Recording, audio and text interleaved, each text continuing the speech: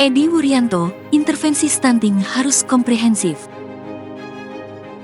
Pada beberapa waktu lalu, Presiden Joko Widodo mengumumkan hasil penelitian stunting yang turun menjadi 21,6% pada 2022 dari sebelumnya 24,4% pada 2021. Meski begitu, ambisi pemerintah menurunkan stunting hingga 14% pada 2024 masih perlu penyesuaian di lapangan.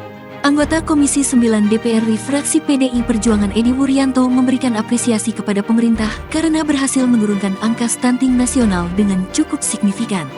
Bukan hal yang mudah, apalagi di masa pandemi COVID-19, kata Edi. Lebih lanjut, intervensi stunting tidak bisa instan. Edi memberikan saran agar pengukuran stunting memiliki standar nasional. Itu diperlukan agar pemerintah daerah yang melakukan survei bisa memakai standar yang sama. Perbedaan cara ukur antar satu wilayah dikhawatirkan akan mempengaruhi kredibilitas data di pusat. Anggota Dewan Dapil Jawa Tengah 3 itu pun mempertanyakan adanya 6 daerah yang stuntingnya meningkat pada periode survei 2022. 6 provinsi tersebut adalah Sulawesi Barat, 2021, 33,8% dan 2022 banding 35%, Papua, 2021, 29,5% dan 2022, 34,6%, NTB, 2021, 31,4% dan 2022, 32,7%, Papua Barat, 2021, 26,2% dan 2022 banding 30%, Sumatera Barat, 2021, 23,3% dan 2022, 25,2% dan Kalimantan Timur, 2021, 22,8% dan 2022, 23,9%. Kenaikan ini harus menjadi atensi pemerintah pusat. Dana digelontorkan banyak, kok naik? Kata Edi.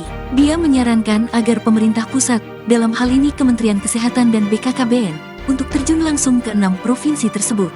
Ini untuk mengetahui penyebab kenaikan anak yang stunting.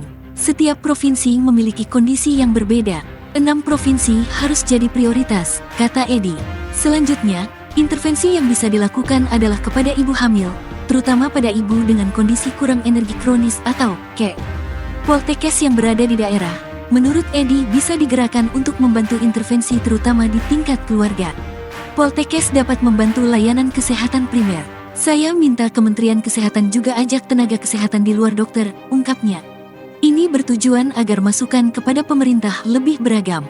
Dalam public health nursing keterlibatan perawat, ahli gizi, dan bidan masih terabaikan. Padahal itu penting agar keluarga mandiri, imbuhnya. Edi juga menyarankan ada kelas prenatal untuk ibu hamil. Ini untuk membantu mengawasi kondisi kehamilan dan pengasuhan pada anak. Selama ini pemerintah ada sertifikasi untuk calon pengantin melalui KUA.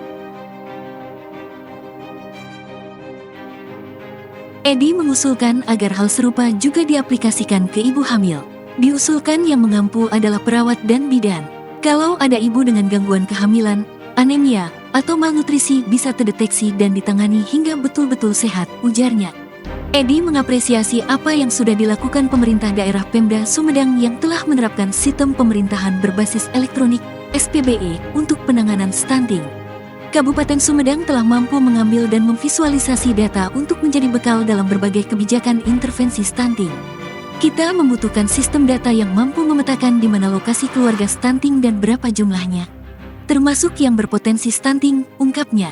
Dengan mengetahui data ini, kader atau tenaga kesehatan dapat mendatangi keluarga tersebut guna memberikan intervensi spesifik anak stunting sesuai penyebabnya. Keluarga pun harus diedukasi dan dibantu untuk memanfaatkan resources yang dimiliki, sehingga kemandirian keluarga dalam penanganan stunting dapat tercapai, bebernya.